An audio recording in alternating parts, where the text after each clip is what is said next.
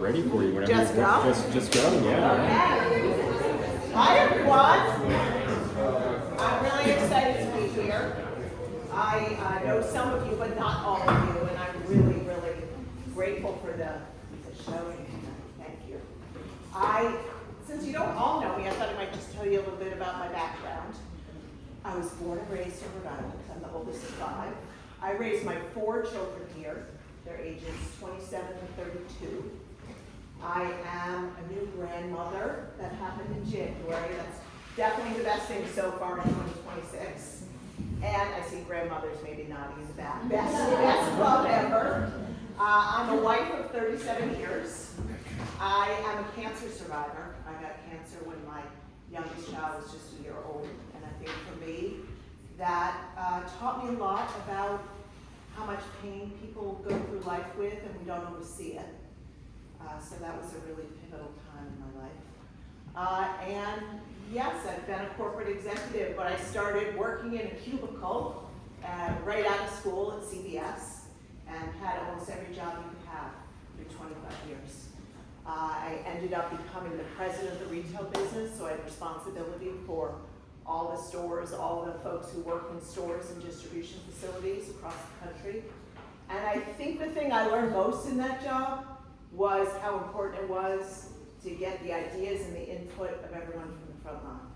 What I used to do, because I'd started in the ground floor, but then, I got to the corner office and people were worried, and I would go to stores and I would say to people, tell me all the stupid things we make you do. And their eyes would light up, because we made people do stupid things all the time. And you don't always see it. And that is the spirit that I lead in. In some ways, I've been doing that for the last 4 years. I've had this tremendous opportunity to sit in people's living rooms and kitchens, and I've asked them, tell me one thing you'd really love the next governor to do. And I've heard amazing stories. And I thought tonight I might just summarize what those issues that I've been hearing are. I won't speak long because I love doing Q&A too. But if I just summarize it into the 3 things that I think Rhode Islanders are really worried about and stressing about, the first and foremost, by far and away, is the cost of housing. And the story I like to tell is that my mom and dad, when they bought their first house in 1963, my dad was making $10,000 a year, and they bought their house for $20,000. You fast forward to today, the average family in Rhode Island is making $88,000 a year, and a house costs 6 times that, $524,000. So what happens is a lot of people my age have their kids living back with them, even if they have college degrees. Young people are just getting priced out of the state.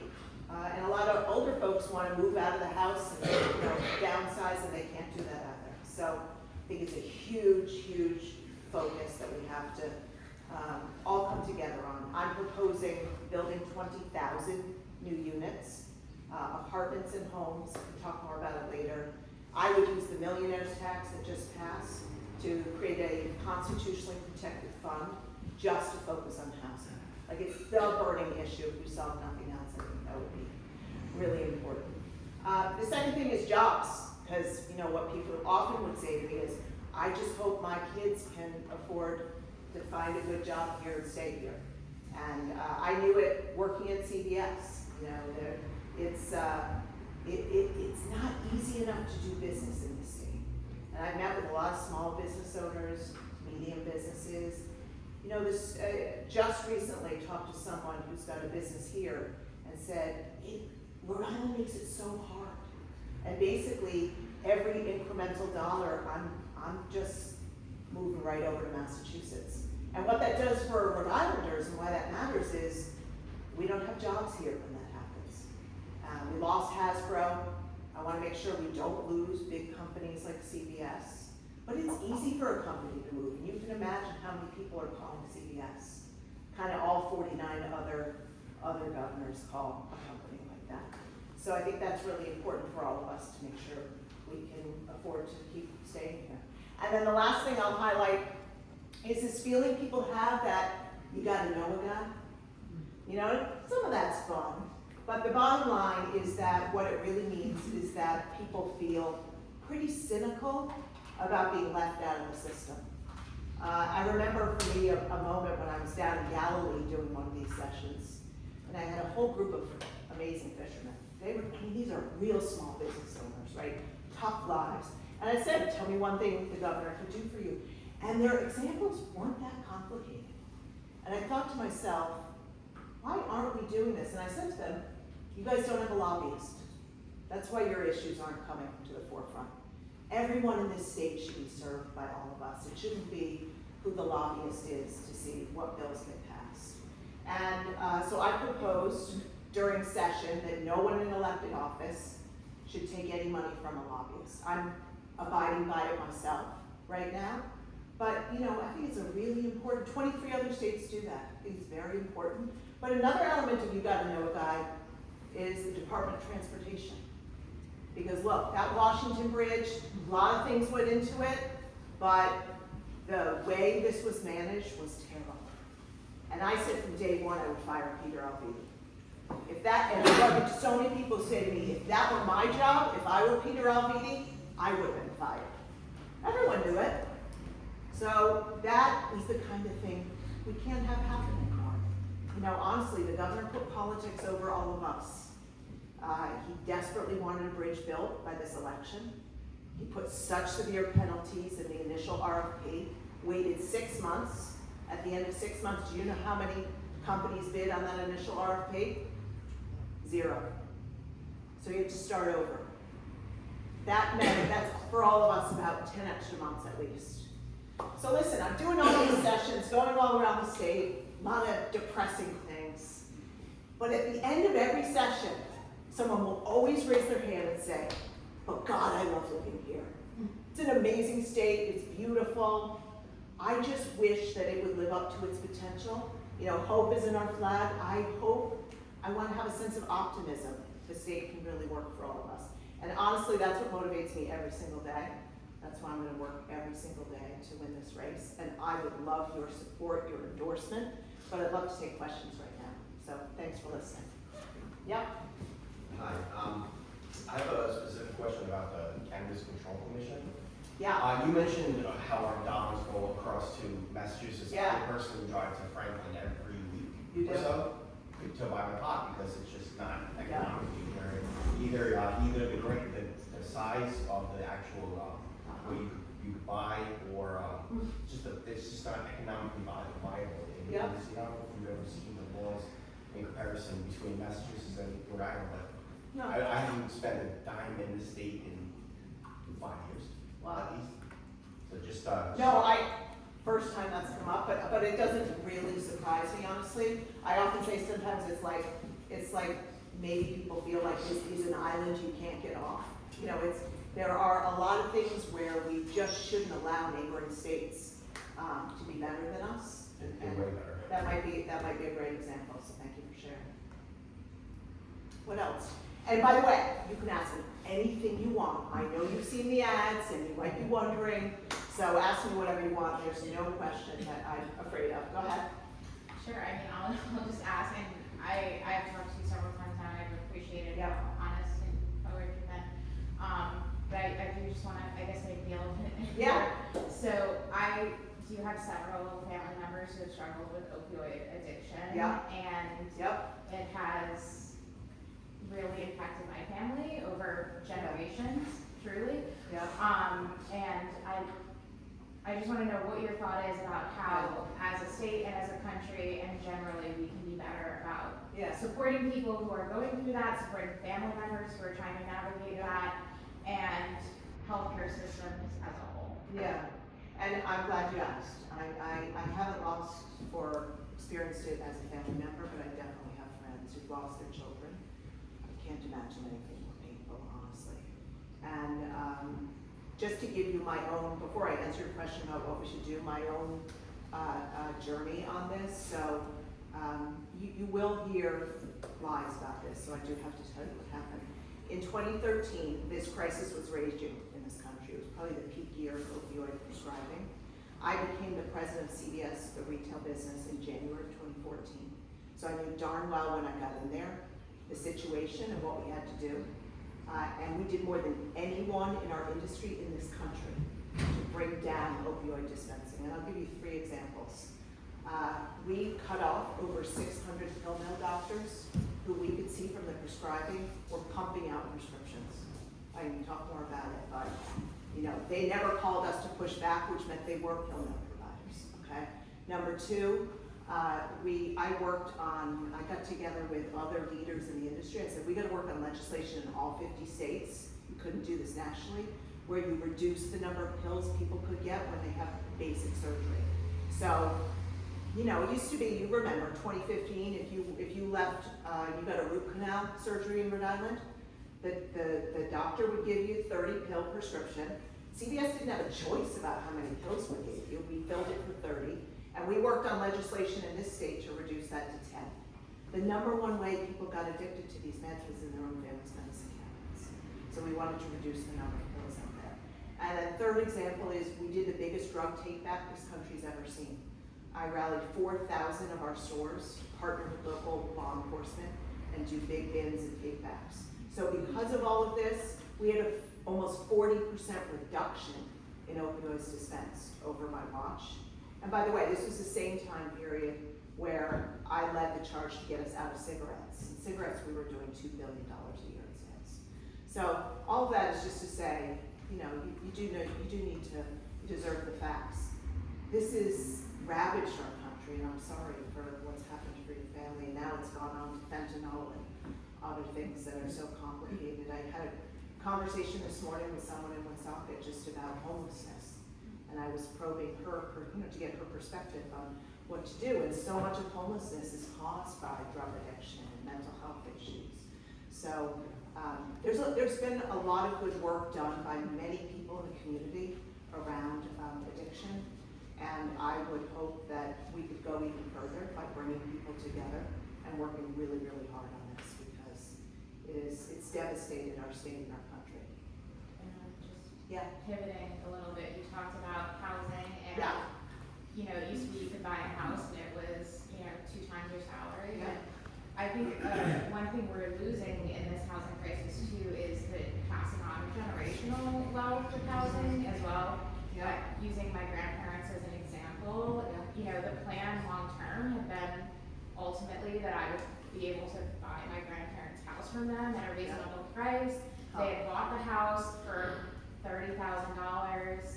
My grandmother passed away. My grandfather ended up in memory care. He needed every dollar from the sale of the home to be able to afford his memory care, and that's not an uncommon experience for. So you're losing that kind of passing of those assets down to people. Is there a way that you can see that we can try to protect that in some way as well? That's a really good thought. I don't have a specific answer for you, but all I will say is I think it's also connected to a broken healthcare system. The idea that anyone should have to, get rid of their life savings, whether it's in the form of a house or anything else, to take care of themselves at the end of life. Feels really un-American. I can't say exactly what we could do as a state, but in a state our size, maybe this is something we could be innovative about. Yeah. What else? I'll go with a similar question to the one I asked the governor when he was here, which is, everybody's all about the AI these days, but AI data centers are incredibly toxic to communities.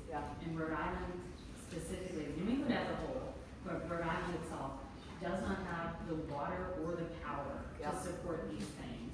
So how do you plan to, if you're elected, work to make sure that our resources are protected, even as we might encourage education and finding ways to use technology, we don't end up paying the cost for the electricity, especially as we've seen in other parts of the country. These things tend to mostly impact underserved communities of color, because that's where we tend to put things we hate. And so how do you see Rhode Island dealing with this as it becomes more and more of an issue? I don't see a need for a data center in Rhode Island. We're so dense. I mean, we don't have that much land anyway. And these are things that maybe create construction jobs, but once they're up and running, there's almost no jobs inside them. And to your point, they suck up the energy. A lot of communities where they exist, they're jacking up prices for people who live near those communities. So you know, the world could change in the next 5 years, the technology could change, but in the here and now, I would not be supportive of The state legislature actually has, I think it's sitting in committee, but, had a bill come up this year to provide a sales tax, giveaway to someone trying to build a data center in this state. A competing bill was to make sure data centers have to bear the brunt of Yes, any that costs I would for totally support. electricity, you Yeah, know, changes. But the idea that we would give Oh my a gosh. sales tax break to a giant corporation Right. that's not going to create any kind of long-term No. meaningful jobs is No. wild to me. Yeah, I agree with you, that makes no sense. Thank to you. me. Yeah. What else? Yes? Hi there. Hi there. If elected, what would be your top K through 12 education priority? Yeah. Yeah. So there's a lot that I would love to do, but I would say if I had just one, it would be career and technical education. I just proposed as part of my jobs plan that we do a $100 million bond on career and technical. I think that the world is changing really fast, and I want all of our kids in every high school to have a sense of their own joy and passion and purpose. At least starting in 9th grade, probably earlier, but at least in 9th grade, and then having the skills and the talents to get a great job out of high school if that's what they choose. You know, I got a chance to visit some really amazing career and technical schools the last 4 years around this country. And partly what you see too in great career and tech is attendance goes way up because the kids are really happy. But you know, when I talk to parents and I talk about the fact that you could graduate from high school in this state and learn to be an electrician and within 2 years be working at a place like Electric Boat making $85,000 a year, that's pretty amazing. No debt, like that's what families are looking for. And there's a way to do it too where all kids benefit, even if you decide to go to college. These are important life skills. So that would be, I think, transformational as we think about high school. And if you think about our high schools look like what they did about 100 years ago. And it's not a very exciting place to be. There's so much that we could do to also partner with local businesses. Think about the sectors that are, you know, healthcare sector, the wind sector, solar, all the jobs of the future that we can train people for. That would be one thing I'd really focus on. Yeah. What else? Yeah. I got one. I know you don't, but yeah. So back to school is a funding Yeah. formula. Yeah. And what would you propose to change with the school funding formula? Yeah. Well, you know, one of the things that I think about is we're a state with only 300 public schools roughly. And gosh, you know, you think about like if every one of those 300 schools had really empowered principals and teachers who felt like, you know, like they could be teaching what they want to teach and driving the agenda to lift up our kids' education, it could be so powerful. There's so many other elements that are involved. But I am looking really hard at the Rhode Island Foundation report that came out just this winter. And I know we have to step back. It's been 15 years. There's a lot of pressure, things that are not included today in the funding formula, things like transportation, pathways programs, charter schools, so much that makes it so that it's really, really hard for the public schools to be supporting. And I've been, you know, all over the state. I did a lot of work in the last 4 years in Central Falls. I partnered up with the mayor of Central Falls to help her take back control of the school system. It had been under state control for 35 years. And the year before we started, 6% of their kids passed their grade level reading and math. And I said to her, if this were Barrington, none of this would be happening, you know? And so she's an amazing leader. I would say she has a head and a heart, and she got control back just in this session. That's really important to me.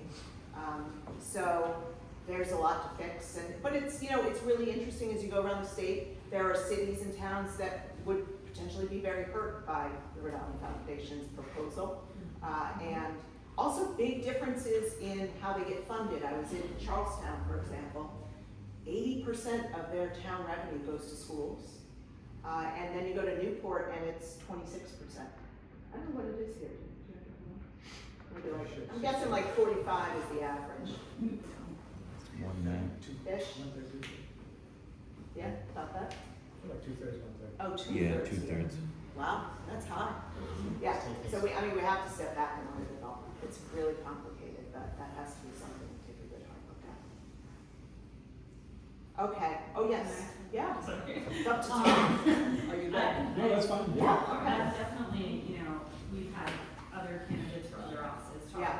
about technical training in schools. Yeah, And you also mentioned, you know, business regulations and trying to make it easier Yeah. for people to do business. And I know from, you know, just talking to people that have been at my house, like electricians doing work, yeah, that they face challenges where if they're moving from one place to another, Yeah. they might reset at getting, you know, certified as a master electrician, Yeah. things like that. Hmm. So, you know, I think it's very important when we talk about these things that we're looking holistically. I feel Yeah. like Rhode Island, of the places I've lived, Top. has sort of a problem where sometimes we just look at one thing and we don't look Yeah. all the way down. And Yeah. I feel like we've got to address the fact that people in those jobs maybe are facing challenges like that, and what can we Yeah. do to make sure their training has value and isn't just held onto by an employer, especially because a long time ago, many of these companies, and still in Rhode Island, luckily, quite a few of these companies are held by,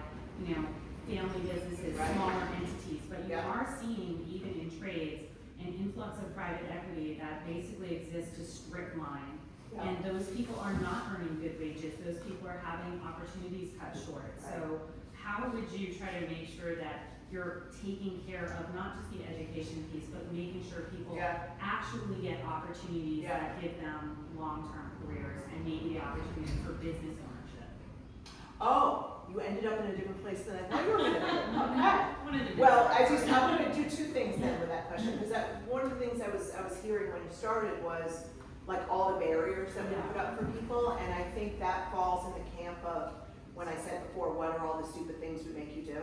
And there's a lot of things that have not been legislated, but they've been regulated, and oftentimes very well intentioned, right? So I think this is gonna be an amazing moment to step back and ask all those things and start to clean it up and make it easier.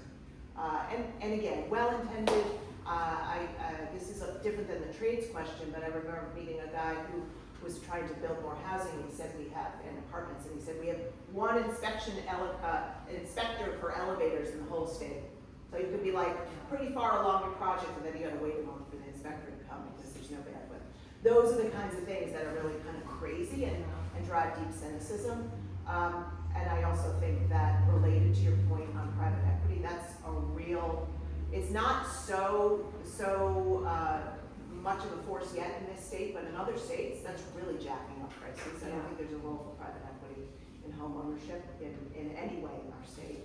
And other sectors probably too that I need to look into. Yeah? Yeah? Just pivoting, I guess, to the national level a little bit, we've seen the president and his administration going after states for healthcare information for Yeah. children receiving gender affirming care. We've Yeah. seen them going after voter rolls. We've Yeah. seen them, and I think those are very real threats that are going to Yeah. continue and are going to escalate. And Rhode Island's been successful pushing back on some of these so far, but I don't think it's going to stop anytime soon. So what do you see if you were to be elected as your role in trying to push back against some of these invasions of people's privacies, Yeah. rights, and It's so cruel. It's so cruel. And I mean, I'm so grateful for Peter Nerona. He's done an amazing job on our behalf, pushing back not just for Rhode Island, but for the country. Greg Amori has done a phenomenal job on the voter roll piece of it. I have, you know, and I think we all know, I have a couple friends who've been taken in by ICE, and, you know, one of them's been here 25 years. He has 3 children and a grandchild.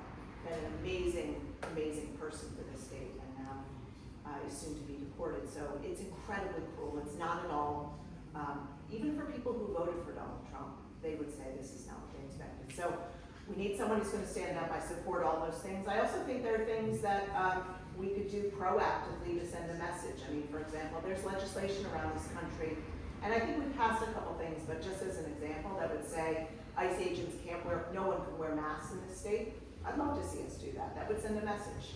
That you can't be taken at the court. That's another thing that, you know, one of my friends, when he was detained by ICE, it was because he showed up to do the right thing and was grabbed by ICE. So we have more work to be done, and I'm very worried about this election too, because you can see what he's doing right now with the national security role and the games he's playing around mail ballots, which I think are really, really dangerous. Okay, well listen, thank you for inviting me in. I really appreciate it. As I said when I finished earlier, I would love your support. I think this state, you know, when I talk to Rhode Islanders, people are really ready for change. I mean, this is a very, very important time. I hope what you see in me is that I care a lot and I bring real energy and focus, and I want to make a difference for Rhode Islanders, and I would very much love your support. So thank you so much.